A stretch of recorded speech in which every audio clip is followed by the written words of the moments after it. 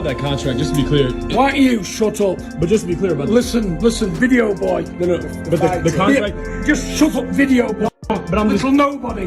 But John, John Fury was absent from Tyson Fury's corner, seated far in the crowd, yet Tyson suffered another loss against Oleksandr Usyk, marking a tough setback in their rivalry. Its fight was easy. Not easy, but not easy. Easier.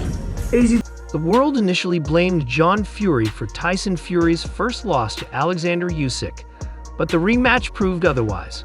It became clear that Usyk simply had Tyson's number, as John's absence didn't change the outcome.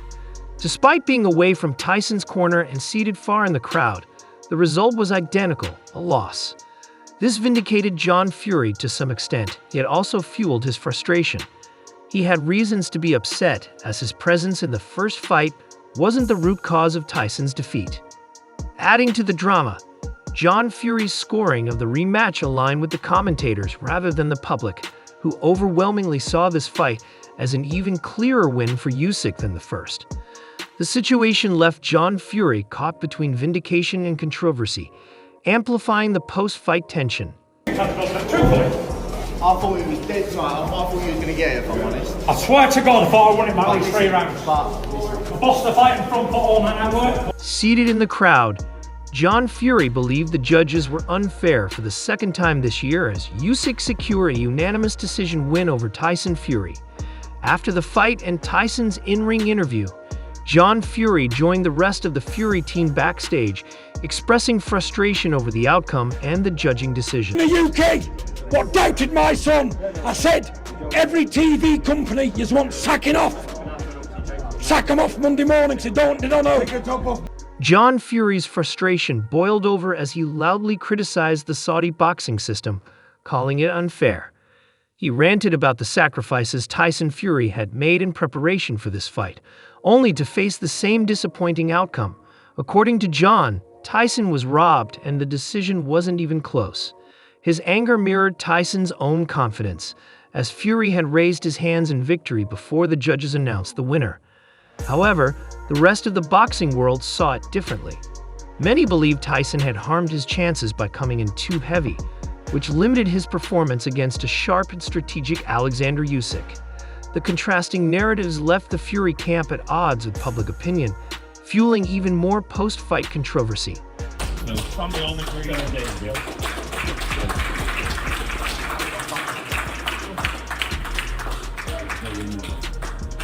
Tyson Fury's performance against Oleksandr Usyk in their rematch fell short of expectations, and it became evident that Fury's choice to come in heavier played a pivotal role. Unlike Derek Chisora, who Usyk dominated with relative ease, Fury's weight disadvantage proved to be his undoing. Usyk's technical superiority, his footwork, athleticism, and sharp boxing skills demanded a similar level of technical proficiency from his opponent. Unfortunately, Fury prioritized size over agility, which affected his speed and responsiveness. His movement appeared sluggish, and he seemed fatigued throughout the fight. Sure, maybe. I haven't really spoken to him, Dad, to be honest, I presume so, but we'll see tomorrow. Yeah, we'll see. Each punch from Usyk carried twice the usual impact, further hindering Fury's ability to counter effectively. Despite this, John Fury has remained steadfast in his belief that Tyson was cheated. He even suggested that the ongoing war in Ukraine might have influenced the judges to favor Usyk. This narrative, however, contrasts sharply with the general consensus in the boxing world, which credited Usyk's precision and skill for his victory.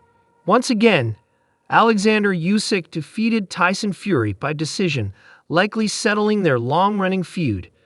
Though closely contested, the fight showcased Usyk's superior boxing intelligence and technical ability, which ultimately earned him the win.